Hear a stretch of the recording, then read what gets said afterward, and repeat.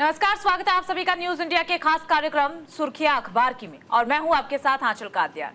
नमस्कार, आपके साथ मैं हूं सुरभि तिवारी और सबसे पहले बात जम्मू कश्मीर चुनाव को लेकर के हम करेंगे क्योंकि निर्णायक जंग आज हो रही है। जम्मू कश्मीर में 40 सीटों को लेकर के आज मतदान की प्रक्रिया की सुबह से ही शुरुआत हो चुकी है। खबर दैनिक जागरण के साथ साथ तमाम बड़ी अखबारों में इस खबर को जगह दी गई है। जम्मू कश्मीर में आज तीसरे और अंतिम फेज के लिए वोट डाले जा रहे हैं। तो देखिए, आपको बता दें कि इस फेज में कुल 40 सीटों पर वोटिंग हो रही है। सभी राजनीतिक दलों समेत प्रधानमंत्री नरेंद्र मोदी, राहुल गांधी, गृह मंत्री अमित शाह, मल्लिकार्जुन खड़गे ने ताबड़तोड़ रैलियां कर अपने अपने उम्मीदवारों के पक्ष में वोट की अपील भी की है। जनता के बीच पहुंचे हैं, जहां जम्मू संभाग की अधिकांश सीटों पर कांग्रेस और बीजेपी के बीच सीधी टक्कर देखने को मिल रही है, तो कुछ जगह ऐसी भी है जहां पर नेशनल कॉन्फ्रेंस की पकड़ भी नजर आ रही है। देखिए, कश्मीर का जिक्र करें तो कश्मीर का चुनाव काफी ज्यादा महत्वपूर्ण है। आज 7 जिलों की 40 सीटों पर वोटिंग हो रही है। इसी के साथ आपको बता दें कि 3 चुनाव यानी कि भाजपा नेका मजबूत हुए हैं, तो 2 चुनाव में यहां पर कांग्रेस पार्टी की सीट जो है वो घटती हुई नजर आई है। किसको कितनी सीटें मिली है, अब से पहले 3 चुनाव का हम जिक्र कर लेते हैं, क्योंकि जब भी कहीं पर भी किसी भी राज्य में चुनाव होते हैं तो जो आंकड़े हैं वो बीते चुनाव पर जरूर नजर डाली जाती है कि आखिरकार पिछले चुनाव के वक्त किस तरह की स्थिति जम्मू कश्मीर में बनी हुई थी या फिर तमाम जिस भी राज्य में चुनाव हो रहे वहां पर बनी हुई थी। जम्मू का अगर हम जिक्र करें तो 2002 में भाजपा के खाते में मात्र 7 सीटें गई थी, 2008 में 9, 2014 में 18, यानी कि पकड़ हर बार बढ़ती गई है। तो इस बार देखना काफी ज्यादा खास रहेगा कि क्या इस बार भी पकड़ बढ़ेगी, सीटें बढ़ेगी या फिर सीटें कम होने वाली, क्योंकि इस बार जो है आर्टिकल 370 का सहारा भी बीजेपी ले रही है, 35A का सहारा भी बीजेपी लेकर के चल रही है। इसी के साथ अगर कांग्रेस पार्टी का जिक्र करें तो 2002 में 12 सीटें थी, 2008 में 10 सीटें हुई और 2014 में मात्र 2 सीटें रह गई, यानी कि हर बार सीटें जो है वो घटती गई है। ऐसे में अब 10 साल बाद जो चुनाव हो रहा है, 2 चरण का चुनाव संपन्न हो चुका है, तीसरे चरण का चुनाव चल रहा है, तो क्या कांग्रेस इस चुनाव में जो आंकड़ा 2 पर सिमटा आखिरी चुनाव में क्या अब उसे बढ़ा पाएगी या नहीं। हालांकि जोर शोर से रैलियां यहां पर की गई है। मल्लिकार्जुन खड़गे खुद चुनावी मैदान में नजर आए, प्रियंका गांधी वाड्रा, राहुल गांधी, तमाम जो कांग्रेस पार्टी के चेहरे हैं, मुख्य चेहरे, वो जम्मू कश्मीर पहुंचे थे, रैलियां की है ताबड़तोड़, जनता के बीच पहुंच करके कई बड़े वायदे दावे किए, मैनिफेस्टो में भी कई बड़े ऐलान जो है वो किए गए। लेकिन जो वायदे दावे रैलियों में गूंजे हैं, क्या उनका असर जनता के बीच पहुंचा है या नहीं। क्या कांग्रेस पार्टी अपनी इन रैलियों से जनता का दिल लुभाने में कामयाब हुई या नहीं, वो 8 तारीख को तस्वीरें जो है वो स्पष्ट हो जाएगी। फिलहाल आज का अगर हम जिक्र करें तो आज 40 सीटों पर मतदान हो रहा है। इसमें जम्मू रीजन की 24 तो कश्मीर की 16 सीटें हैं। 39.18 लाख वोटर है। 155 निर्दलीय समेत 415 प्रत्याशियों के लिए आज मतदान हो रहा है।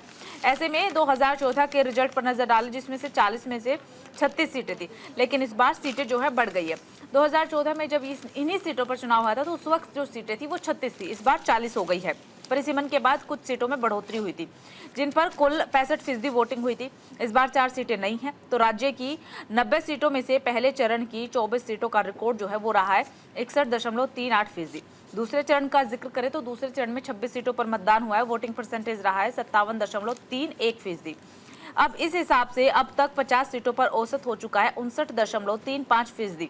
मतगणना जो है वो 8 अक्टूबर को होगी, लेकिन नजर तीसरे चरण पर है कि तीसरे चरण में वोटिंग परसेंटेज कितना होगा। हालांकि अगर पहले चरण का कंपेयर किया जाए 2014 से तो वोटिंग परसेंटेज में कुछ खास बढ़ोतरी नहीं, सिर्फ 2% की बढ़ोतरी देखने को मिली है। तो उधर चुनाव आयोग का कहना है कि वोटिंग जो है वो ताबड़तोड़ हो रही है। तो देखना खास रहेगा कि अब तीसरे चरण में वोटिंग परसेंटेज में बढ़ोतरी होती है या फिर जैसा कि विपक्ष का कहना है कि नॉर्मल वोटिंग हो रही, ऐसी स्थिति देखने को मिलेगी।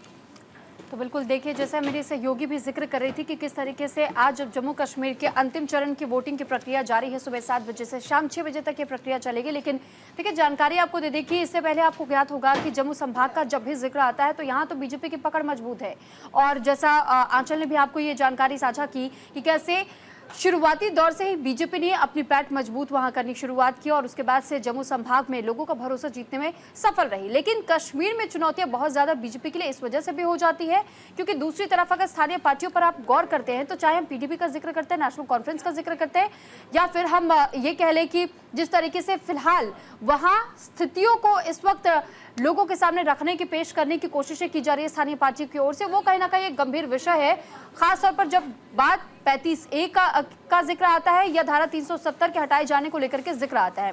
इससे पहले आपने सुना होगा कि नेशनल कॉन्फ्रेंस ने अपने मैनिफेस्टो में भी ये बात कही थी कि अगर उनकी सरकार सत्ता में आती है तो वो दोबारा से इस पर बहाली की ओर ध्यान देंगे और इसे बहाल किया जाएगा। यहाँ तक कि कांग्रेस जब दौरे पर गई थी तो राहुल गांधी ने इस दौरान लोगों के बीच पहुंचे और उन्होंने संबोधित करते हुए कहा था कि देखिए, धारा 370 की वापसी को लेकर के भी जो मुद्दा रहा है उस पर भी विचार विमर्श किया जाएगा। लेकिन साथ ही उन्होंने ये भी कहा था कि रोजगार का मुद्दा, जो कि एक अहम विषय है इस वक्त जम्मू कश्मीर के लोगों के लिए, तो इस पर भी हम खासतौर पर गौर करेंगे। 10 सालों का जो अंतराल अब तक रहा था, इन 10 सालों में जम्मू कश्मीर ने बहुत कुछ देखा है, बहुत कुछ उन्होंने महसूस किया है और उन पर बहुत सी स्थितियां बीती भी हैं। उन स्थितियों से पार पाने के बाद से जिस तरह इस वक्त जम्मू कश्मीर के लोग अभी भी कई चुनौतियों का सामना कर रहे हैं, उन चुनौतियों से पार पाने के लिए तमाम व्यवस्थाएं और कोशिशें की जाएंगी। लेकिन सवाल ये बीजेपी बार बार ये पूछ रही है कि धारा 370 और 35A की बहाली का जो मुद्दा नेशनल कॉन्फ्रेंस ने अपने मैनिफेस्टो में उठाया है, क्या कांग्रेस इसका समर्थन करती है? और क्या आतंकवाद के सफाई को लेकर जो बीजेपी बार बार कोशिशें कर रही है घाटी में, तो क्या इस पर भी कांग्रेस कहीं ना कहीं ये चाहती है कि इसी तरीके से घुसपैठ होते रहे? क्योंकि स्थानीय पार्टियों के भी मिले भगत कई बार अब तक सामने आ चुकी थी और नेशनल कॉन्फ्रेंस के साथ में इस मैनिफेस्टो पर भी सवाल उठाए थे कि आखिर कांग्रेस चाहती क्या है। यहां तक अब देखिए, रोजगार का मुद्दा भी इस वक्त गंभीर विषय बना हुआ है। तो क्या इन मुद्दों को वाकई भुना पाती है नेशनल कॉन्फ्रेंस और कांग्रेस की जो गठबंधन की टीम है, या फिर बीजेपी कहीं ना कहीं अपना खेमे को कश्मीर में भी इस बार बेहद ही मजबूती के साथ ला पाएगी? बहरहाल अब खबरों में आगे बढ़ेंगे और खबर इजरायल और साथ ही भारत के रिश्तों को लेकर भी है। दरअसल पीएम मोदी ने इजरायली पीएम नेतन्याहू से बातचीत की, कहा कि भारत शांति और स्थिरता के लिए प्रतिबद्ध है पूरी तरीके से। तो देखिए, हमारी दुनिया में आतंक की जगह नहीं है, ये साफ जिक्र किया गया है। अमन के लिए भारत प्रतिबद्ध है। अमर उजाला के साथ साथ तमाम अखबार है जिन्होंने इस खबर को हेडलाइन बनाया है, अपने अखबार में जगह दी है। प्रधानमंत्री नरेंद्र मोदी ने कल इजराइल के प्रधानमंत्री नेतन्याहू से बातचीत की है। इस बारे में सोशल मीडिया एक्स पर उन्होंने पोस्ट करके जानकारी भी साझा की है। पीएम नरेंद्र मोदी ने कहा है कि भारत शांति और स्थिरता के लिए प्रतिबद्ध है। पीएम नरेंद्र मोदी ने अपने एक्स पर पोस्ट करते हुए लिखा है कि पश्चिमी एशिया में हाल ही में हुए घटनाक्रमों के बारे में प्रधानमंत्री नेतन्याहू से बातचीत की गई है। पीएम नरेंद्र मोदी ने आगे लिखा है कि आतंकवाद का हमारे विश्व में कोई भी स्थान नहीं है। क्षेत्रीय तनाव को रोकना और सभी बंधकों को सुरक्षित रिहाई सुनिश्चित करना ही हमारा सबसे महत्वपूर्ण विषय है। भारत शांति और स्थिरता के लिए शीघ्र ही बहाली के प्रयास का समर्थन करने के लिए प्रतिबद्ध है।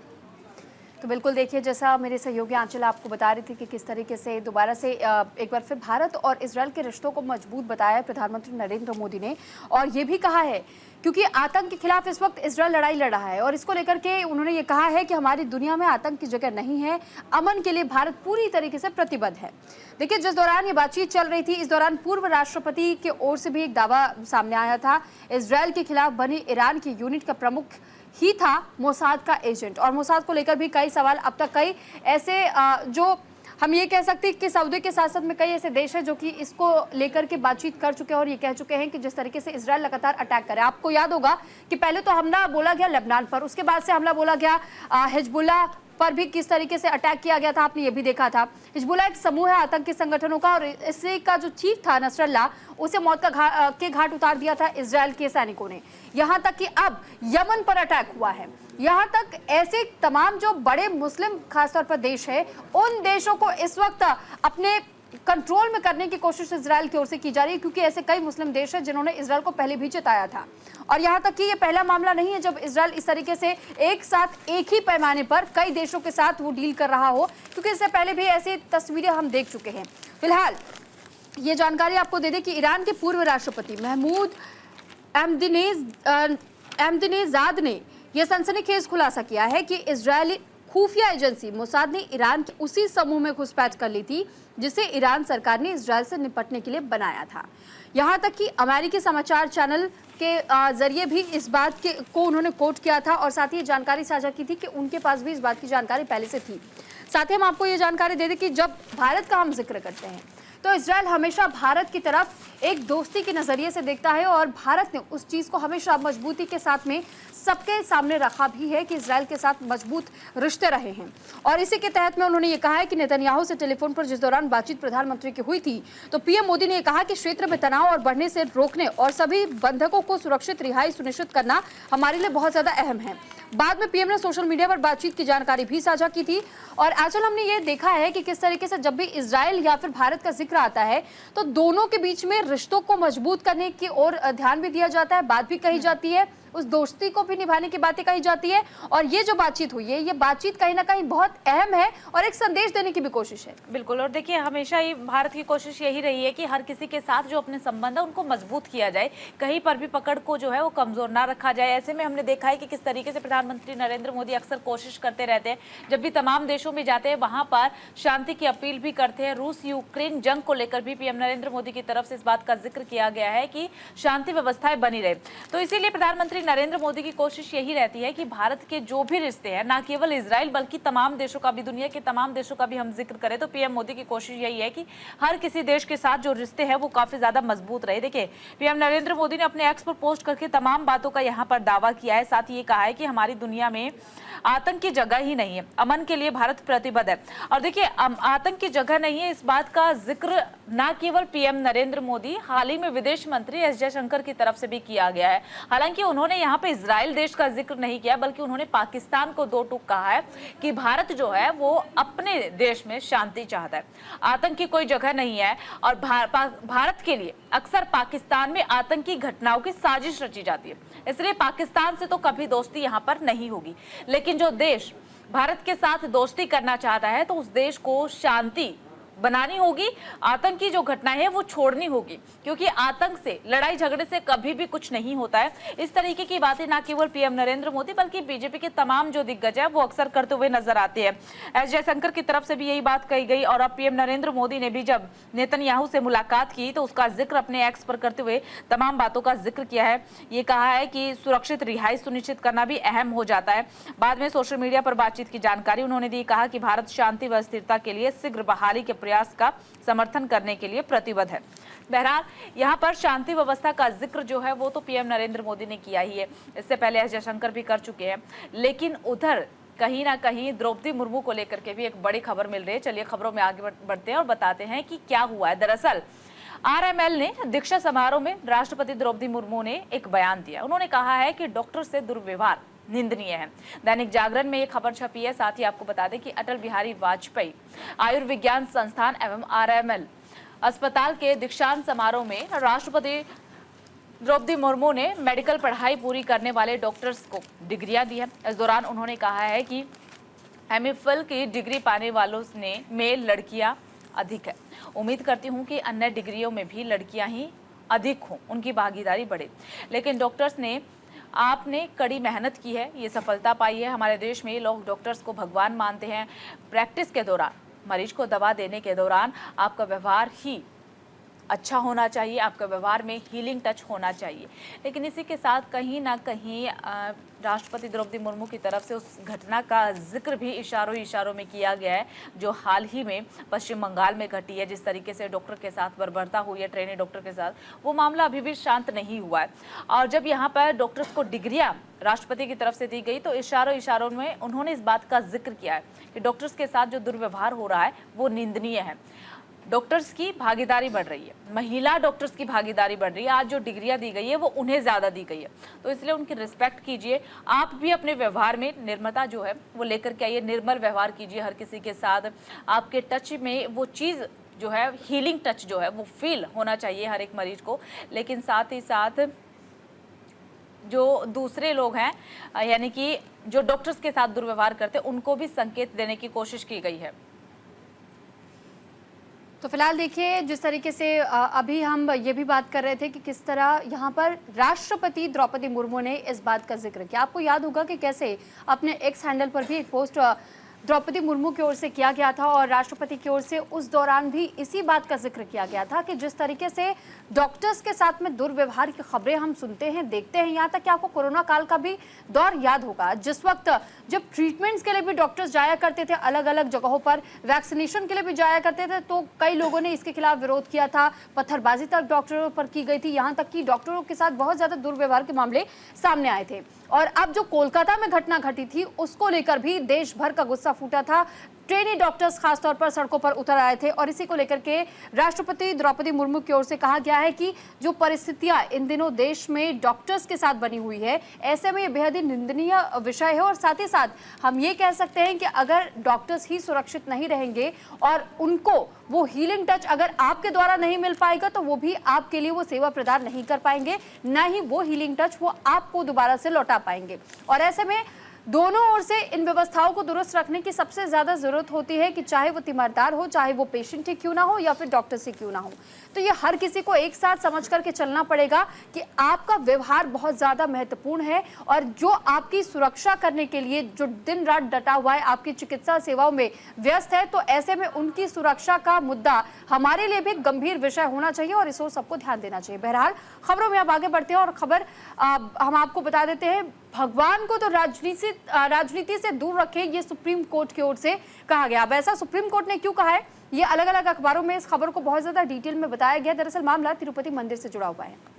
दरअसल तिरुपति मंदिर के लड्डुओं में जानवरों की चर्बी वाले घी का मामला तूल पकड़ गया था। ये पूरा मामला सुप्रीम कोर्ट तक पहुंच गया है। कल इस पूरे मामले को लेकर के सुप्रीम कोर्ट में सुनवाई हुई। इस वक्त सुप्रीम कोर्ट ने कहा है कि कम से कम भगवान को तो राजनीति से दूर रखे। जस्टिस BR गवई और KV विश्वनाथम की बेंच में सुनवाई हुई है। बेहद ही महत्वपूर्ण सुनवाई हुई है। सुनवाई के दौरान कहा गया है कि जब प्रसाद में पशु चर्बी होने की भी जांच CM चंद्रबाबू नायडू ने SIT को दी है, तब उन्हें मीडिया में जाने की जरूरत क्या थी? जब सबूत कोई नहीं थे तो उससे पहले ही किस आधार पर उन्होंने कहा कि घी में चर्बी मिली हुई है, जब उनके पास सबूत ही नहीं थे? कम से कम भगवान को तो राजनीति से दूर रखे। कोर्ट ने तिरुपति मंदिर की ओर से पेश करते हुए वकील की तरफ से कहा गया है, सिद्धार्थ जो है उनसे पूछा है कि इस बात के क्या सबूत है कि लड्डू बनाने में दूषित घी का इस्तेमाल किया गया है या फिर चर्बी वाले घी का इस्तेमाल किया गया है। इस पर उन्होंने कहा है कि हम जांच कर रहे हैं। इसके बाद जस्टिस गवई ने पूछा कि फिर तुरंत प्रेस में जाने की क्या जरूरत थी? आपको धार्मिक भावनाओं का सम्मान करना चाहिए, उन्हें ठेस नहीं पहुंचानी चाहिए।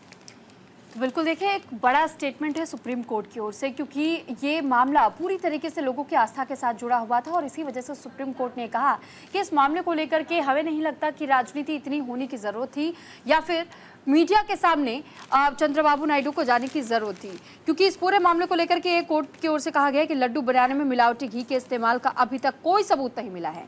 उच्च संवैधानिक पदाधिकारी को जांच पूरी होने से पहले प्रेस में बयान नहीं देना चाहिए था, ये भी उनकी ओर से कहा गया है। साथ ही देखिए, सुनवाई के दौरान पीठ ने कई सवालों की झड़ी लगा दी। सोमवार को जस्टिस BR गवई और जस्टिस KV विश्वनाथन की पीठ ने मामले की जहां सुनवाई की तो कोर्ट ने लड्डू में मिलावटी घी इस्तेमाल के कोई ठोस सबूत के बगैर इस तरह के बयान दिए जाने पर एक कड़ा ऐतराज जाहिर किया था। सॉलिसिटर जनरल तुषार मेहता ने यह कहा कि यह आस्था का सवाल है। कोर्ट ने केंद्र सरकार की ओर से पेश सॉलिसिटर जनरल तुषार मेहता से जब इस बारे में पूछा गया तो मेहता ने यह कहा कि यहाँ आस्था का सवाल है और अगर मिलावटी घी का इस्तेमाल हुआ है तो यह अस्वीकार्य है और इसी के लिए, लेकिन कोर्ट ने यह कहा है कि जब तक पुख्ता सबूत नहीं मिल जाते तो फिर आप इस तरीके से लोगों की आस्थाओं को ठेस पहुंचाने की कोशिश ना करें और इसे राजनीति से जोड़ने की कोशिश ना की जाए, क्योंकि वो भगवान है। कम से कम भगवान के दर को आप राजनीति से दूर रखिए।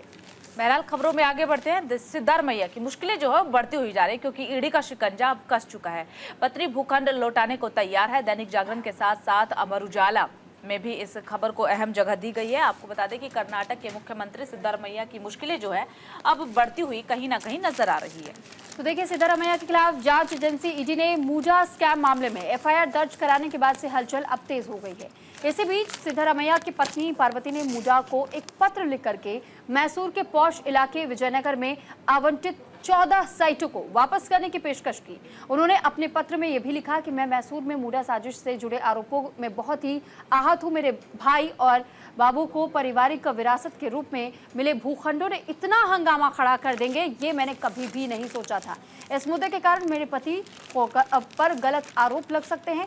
मेरे लिए कोई भी घर, प्लॉट या संपत्ति मेरे पति के सम्मान, गरिमा और मन की शांति से ज्यादा महत्वपूर्ण नहीं है। तो इतने सालों तक सत्ता में रहने के बाद मैंने कभी भी अपने या अपने परिवार के लिए कोई भी व्यक्तिगत लाभ नहीं चाहा है। ये तमाम बड़ी बातें सिद्धारमैया की पत्नी की ओर से कहा गया है, क्योंकि ये आरोप है कि उनकी पत्नी के नाम पर वो भूखंड है जो कहीं ना कहीं करोड़ों में ये संपत्ति आती है, लेकिन उन्हें बेहद ही कम कीमतों पर ये प्लॉट्स अलॉट किए गए थे और इसी को लेकर के सिद्धारमैया की पत्नी की तरफ से अब स्पष्टीकरण जारी किया गया है। बिल्कुल देखिए, जहां पर सिद्धारमैया की पत्नी ने स्पष्टीकरण यहां पर जारी कर दिया, कहीं ना कहीं वो अपने परिवार को बचाते हुए नजर आ रही है, लेकिन भाजपा ने इस चीज को छोड़ा नहीं है, बल्कि भाजपा ने इसे पकड़ लिया। भाजपा की तरफ से बयान सामने आया, भाजपा ने कहा है कि ये अपराध बोध की स्वीकारोक्तिक है। तो भाजपा यहाँ पर कहीं ना कहीं इस पूरे मामले को जो है वो तूल देने की कोशिश कर रही है। दरअसल आपको पूरा मामला भी समझा देते हैं कि आखिरकार है क्या। ईडी ने सोमवार को कर्नाटक के मुख्यमंत्री सिद्धारमैया, उनकी पत्नी, साले और कुछ अन्य लोगों के खिलाफ मैसूर शहरी विकास प्राधिकरण मुंडा से जुड़े भू आवंटन घोटाले में मनी लॉन्ड्रिंग के तहत मामला दर्ज किया। इसके बाद देर शाम को प्रत्याशित घटनाक्रम में सिद्धारमैया का परिवार बचाव की मुद्रा में नजर आया। उनकी पत्नी की तरफ से बयान सामने आया, जैसा कि मेरी सहयोगी सुरभि ने भी बताया कि किस तरीके से अपने पति को बचाने की कोशिश जो है वो की गई है। लेकिन दूसरी तरफ जब पत्नी की तरफ से बयान सामने आया, बदले बदले तेवर नजर आए, तो पत्नी को लेकर के सिद्धारमैया ने भी कहा है कि पत्नी बदले की राजनीति से परेशान है। प्लाट लौटाने की उनकी तरफ से निर्णय ले लिया गया है। तो वहीं पर भाजपा और भी ज्यादा हमलावर हो गई है। उन्होंने कहा है कि सिद्धारमैया परिवार का निर्णय अपराध की स्वीकारोक्तिक है। सिद्धारमैया को तुरंत सीएम पद छोड़ देना चाहिए। इससे पहले भी जो बीजेपी है वो यही कह चुकी है कि जिस तरीके के आरोप सिद्धारमैया पर लग रहे हैं तो उन्हें अपना पद छोड़ देना चाहिए, जिसे लेकर के उनकी तरफ से कहा गया है कि भाजपा यही चाहती है कि मैं पद छोड़ूं। ना केवल सिद्धारमैया बल्कि मल्लिकार्जुन खड़गे ने भी यही कहा है, वो भी बचाव में उतरे तो यही कहा कि बीजेपी की पूरी जो है कोशिश सोची समझी साजिश है जो कि रची गई है, जांच एजेंसियों का दुरुपयोग किया जा रहा है। विपक्ष की तरफ से अक्सर ऐसे ही आरोप लगाए जाते हैं। बहरहाल यहाँ रुकेंगे एक छोटे से ब्रेक के लिए, जल्द हाजिर होंगे।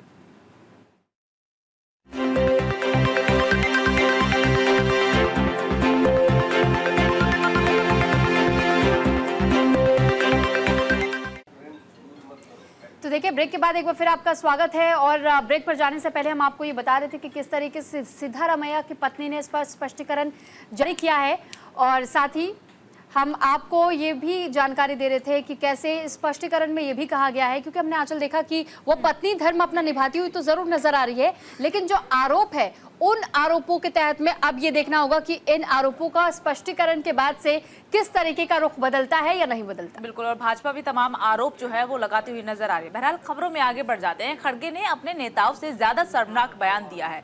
शाह का खड़गे पर हमला, अमित शाह ने हमला बोला। दैनिक जागरण में एक खबर छपी हुई है, इसके अलावा अमर उजाला में, साथ ही साथ कई अखबारों में जगह दी गई है। आपको बता दें कि गृह मंत्री अमित शाह ने एक बार फिर से कांग्रेस अध्यक्ष मल्लिकार्जुन खड़गे पर निशाना साधा है।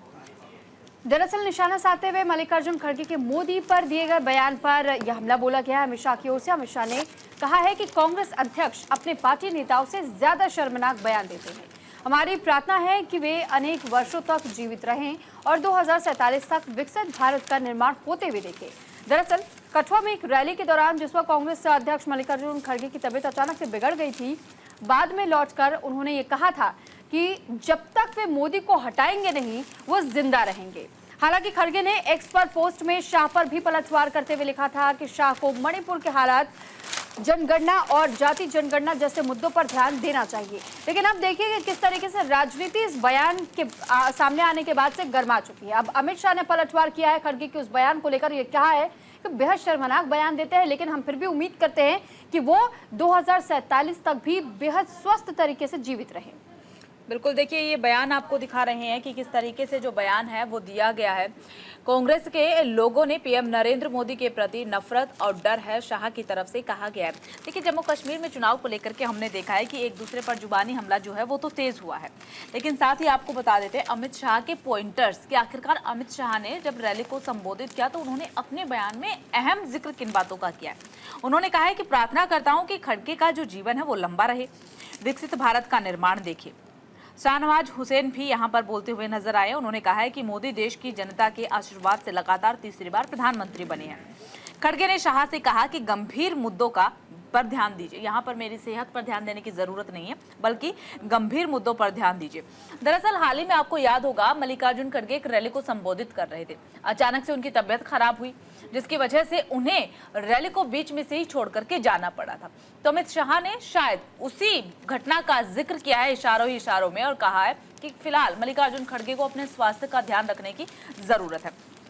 आपको बता दें कि कांग्रेस अध्यक्ष मल्लिकार्जुन खड़गे ने गृह मंत्री अमित शाह पर इस पूरे बयान को लेकर के पलटवार करते हुए कहा है कि उन्हें मणिपुर की स्थिति और जातिवार गणना जैसे गंभीर मुद्दों पर ध्यान देना चाहिए। एक्स पर पोस्ट किया मल्लिकार्जुन खड़गे ने, भाजपा जातिवार गणना के खिलाफ है क्योंकि इससे पता चल जाएगा कि SC, ST, OBC और अन्य सभी वर्गों के लोग किस तरफ आजीविका कमा रहे हैं। तो पूरी चीजें जो है, तस्वीरें जो है वो स्पष्ट हो जाएगी। बीजेपी को यही डर है, इसीलिए जनगणना का विरोध जो है वो बीजेपी करती हुई नजर आ रही है। अब बात कर लेते हैं मल्लिकार्जुन खड़गे के बयान की, जो कि मेरी सहयोगी सुरभि दिखा भी रही है। शाह की तरफ से कहा है कि खड़गे ने अपने नेताओं से भी ज्यादा शर्मनाक बयान दी है।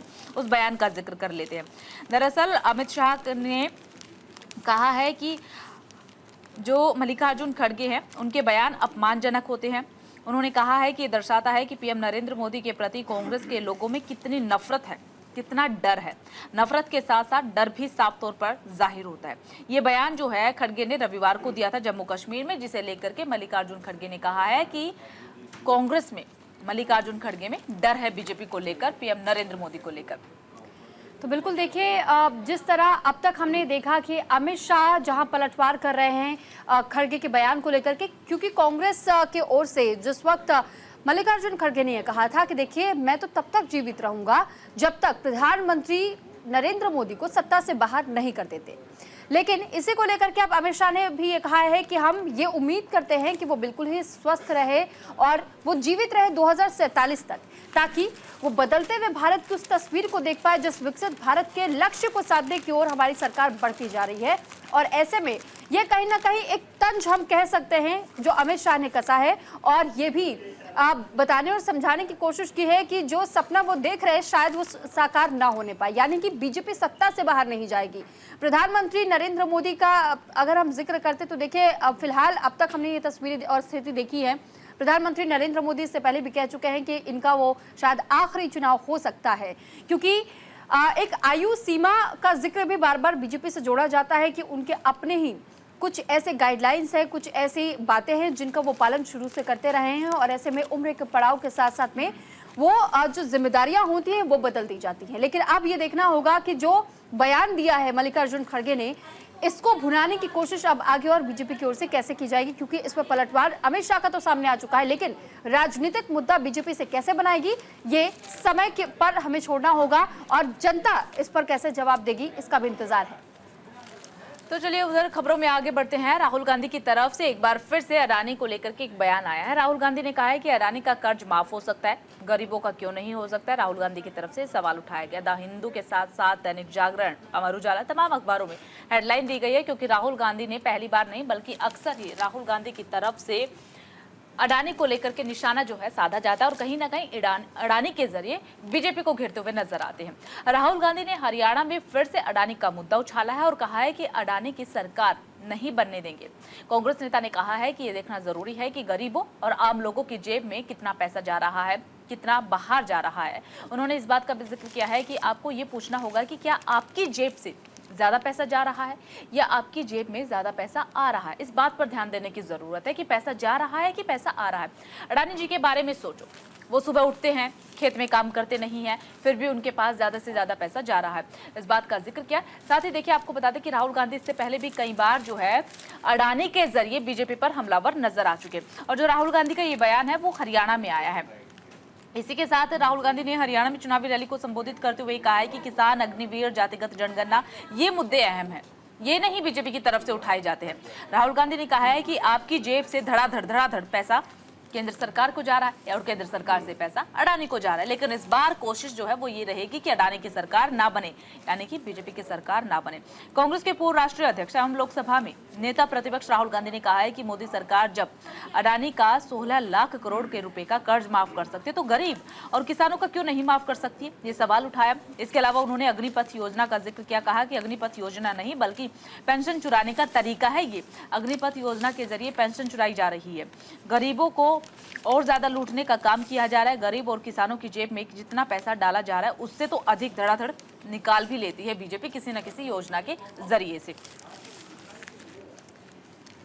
तो बिल्कुल देखिए, जिस तरीके से अब तक जानकारी मेरी सहयोगी आपको दे रही थी कि किस तरीके से राहुल गांधी, क्योंकि हर बार अदानी का जब भी मुद्दा आता है तो अदानी के साथ साथ में वो कहीं ना कहीं घेरने की कोशिश केंद्र सरकार को भी करते हैं। और यह हमने देखा है कि चाहे केंद्र सरकार का मुद्दा रहा हो, लेकिन अगर योजनाओं का भी हम जिक्र करते हैं तो योजनाओं में भी हमने राहुल गांधी को ये देखा है और सुना है कि कैसे वो हर बार ये कहते हैं कि बीजेपी को फायदा पहुंचाने की कोशिश अदानी समूह करती है और अदानी समूह को फायदा पहुंचाने की कोशिश बीजेपी के जरिए की जाती है। लेकिन हालांकि देखिए, इस पर बीजेपी कई बार ये कह भी चुकी है कि आप प्रमाण लेकर के आइए, सिर्फ बातों से कुछ नहीं होता है और हम देश के लोगों के लिए काम कर रहे हैं। यहाँ तक कि कई ऐसे जो उद्योगपति हैं, अगर उद्योगपतियों से भी किसी भी तरीके से हमारे देश को फायदा पहुंचता है तो हम देश के हित में वो फैसले लेते हैं।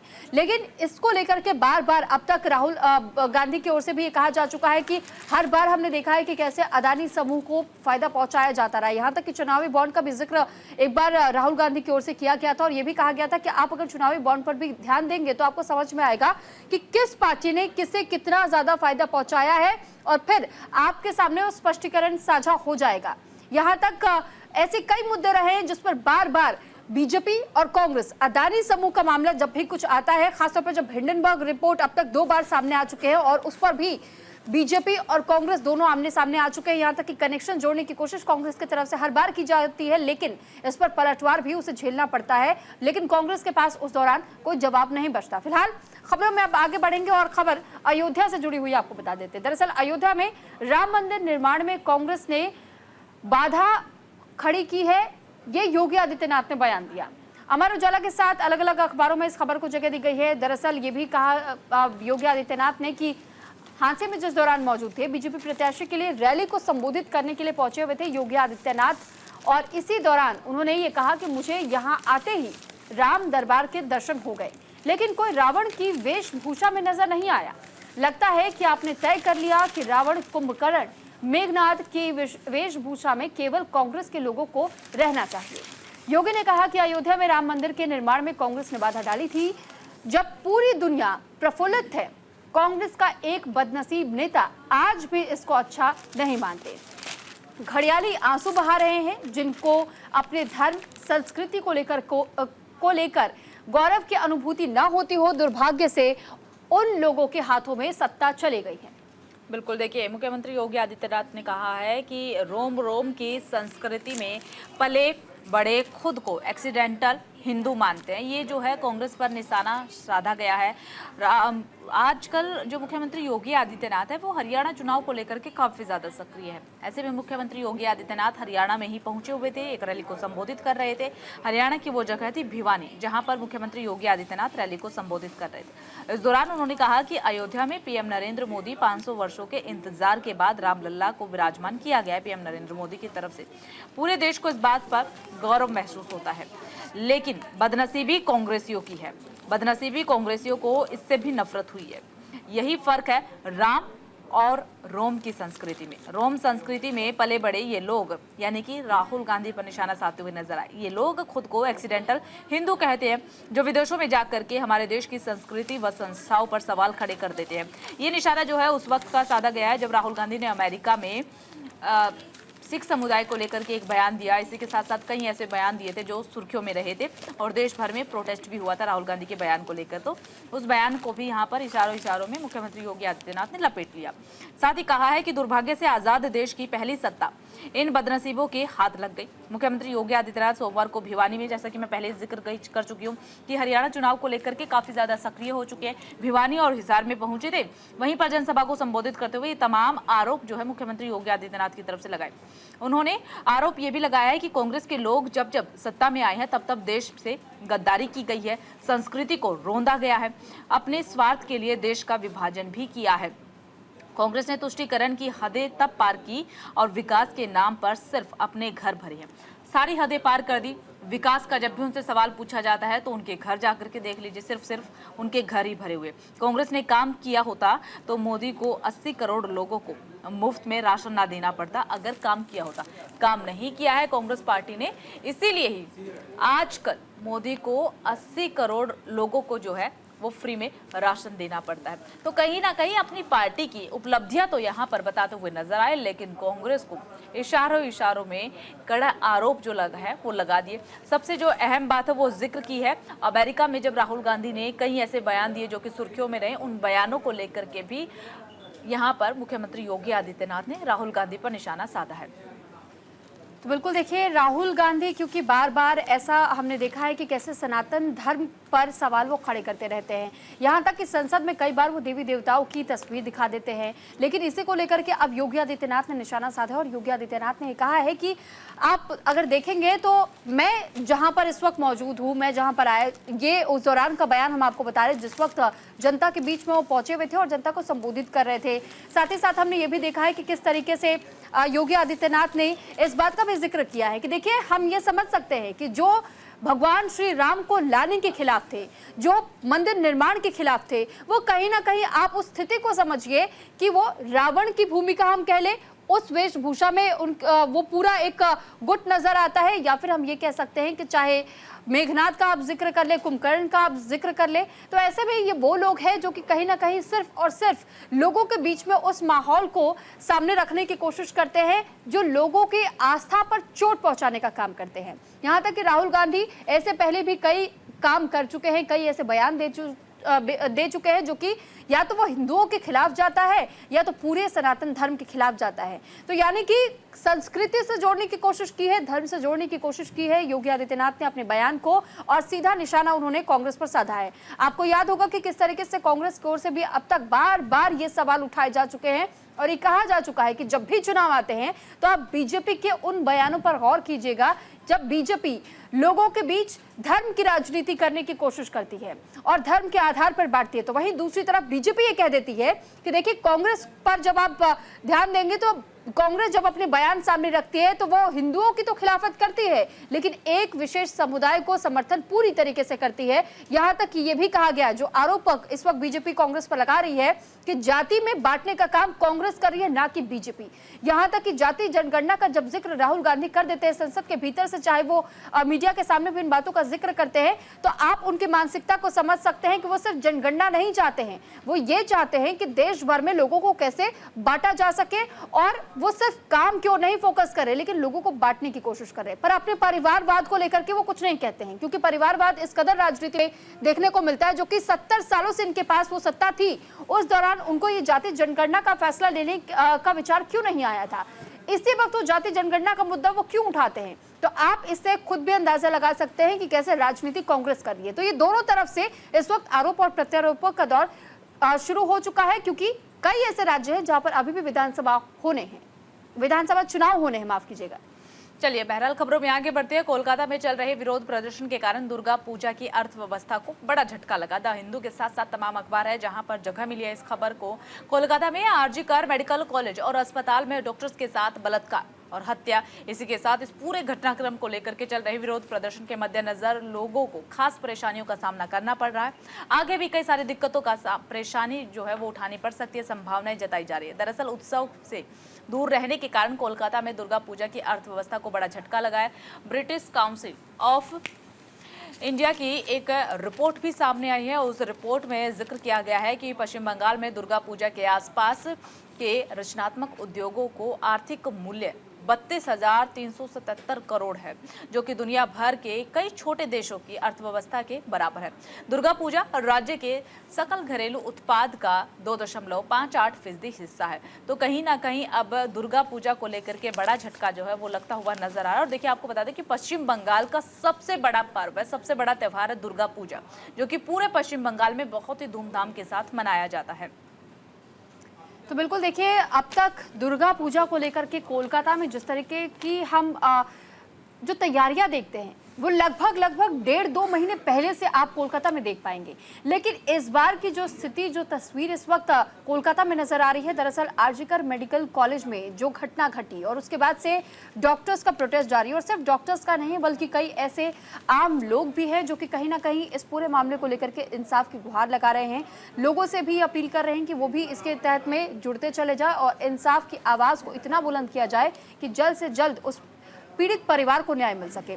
लेकिन इस बात को लेकर के देखिए, जो बाजारों की रौनक का हम जिक्र कर रहे हैं, आंचल ने भी आपको ये बताया, मेरी सहयोगी ने, कि किस तरह इस वक्त खासतौर पर जो छोटे तबके के जो दुकानदार हैं, जो हम ये कह सकते हैं कि जो बड़े बड़े उद्योगपति हैं, उन्हें तो इससे बहुत ज़्यादा नुकसान नहीं झेलना पड़ रहा है, लेकिन जो खासतौर पर एमएसएमई सेक्टर से जुड़े हुए हैं, जो छोटे दुकानदार हैं, उनकी ये शिकायत है कि इस बार हम मार्केट में बहुत ज़्यादा चहलकदमी नहीं देख पा रहे हैं। लोग बहुत ज़्यादा खरीदारी करने के लिए मार्केट में नहीं आ रहे हैं, क्योंकि कोलकाता रेप कांड को लेकर के लोग प्रोटेस्ट की ओर ज्यादा जा रहे हैं, ना कि खरीदारी की ओर बहुत ज्यादा ध्यान दे रहे हैं। वो ये कहना चाह रहे हैं, वो बार बार ये कह रहे हैं कि जब तक हमारी बेटियां सुरक्षित नहीं हैं, तो ऐसे में हम देवी की पूजा कैसे कर सकते हैं। और इसी के तहत में वो न्याय की गुहार के लिए सड़कों पर उतरे हुए हैं। लेकिन मार्केट में रौनक फिलहाल उतनी ज्यादा देखने को नहीं मिल रही है जो हर साल नजर आती है।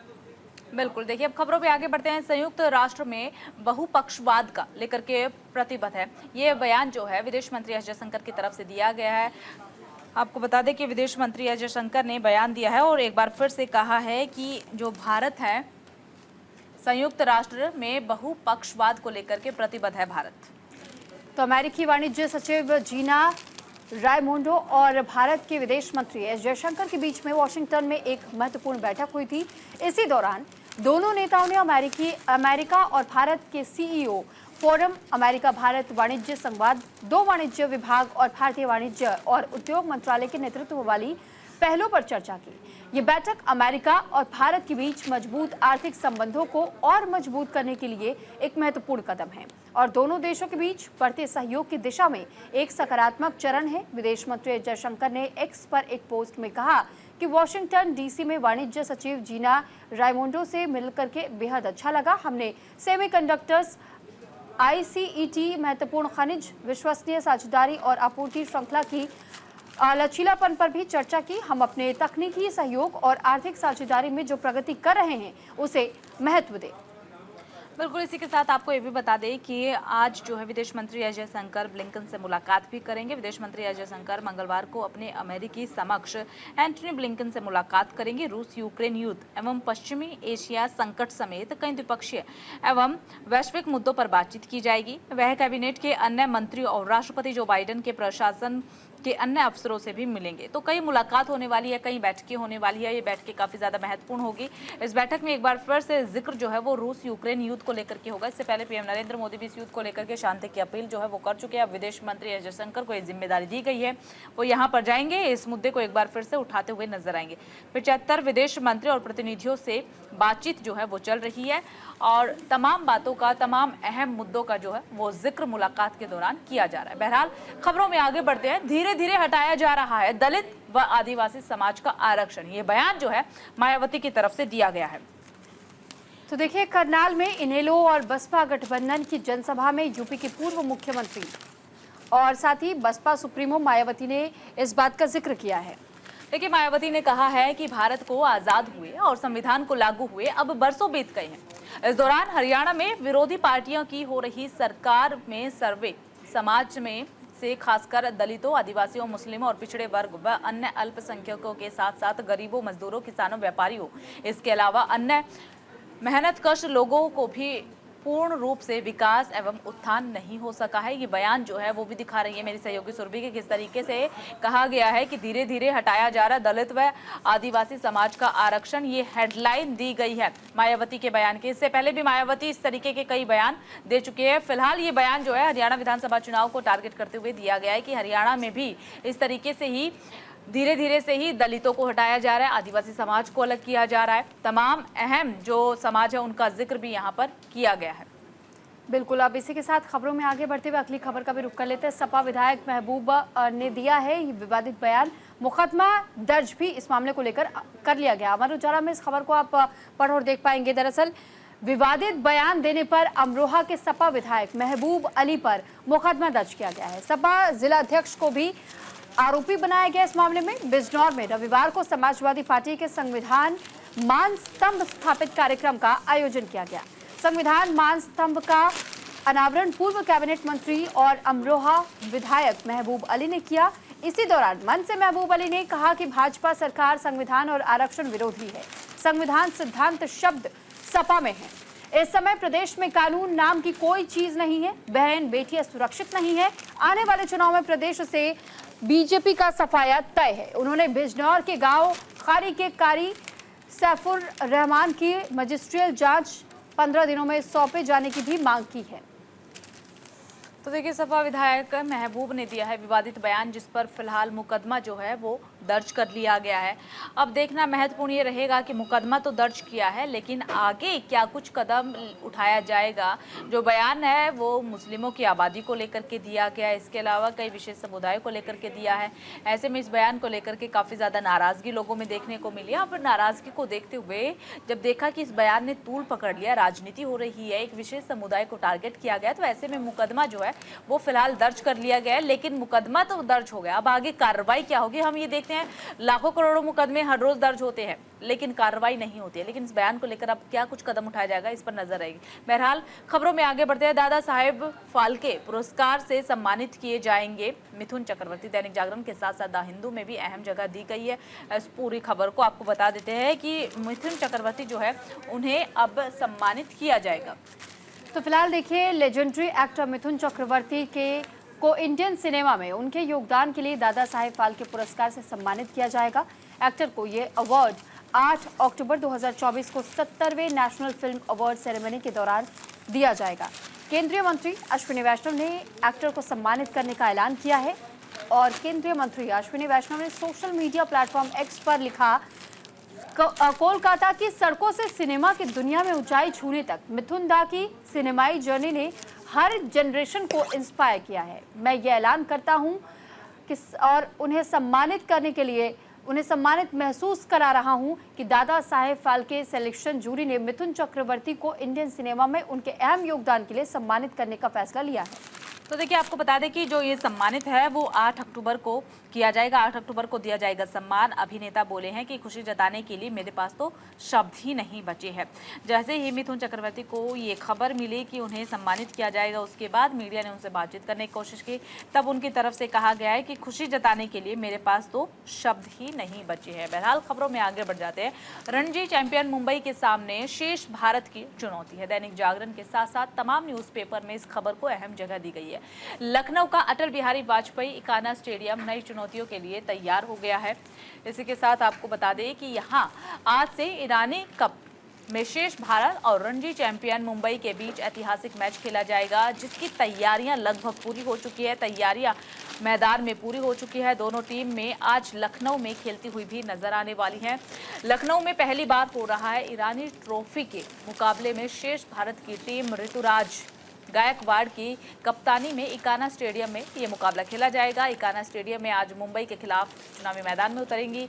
तो वहीं पर रणजी चैंपियन मुंबई की कप्तानी जो है वो करने वाली है अंजिक्य राहेने को जिम्मेदारी जो है वो दी गई है, वो कप्तानी करती हुई नजर आने वाली है। इस मुकाबले में मुंबई की तरफ से पृथ्वी शा अय्यर और शेष भारत की तरफ से ध्रुव जयरूल, ईशान किशन जैसे स्टार क्रिकेटर जो है वो खेलते हुए नजर आने वाले हैं। टेस्ट खिलाड़ी सरफराज भी मुंबई की टीम के लिए ईरानी कप में खेलेंगे।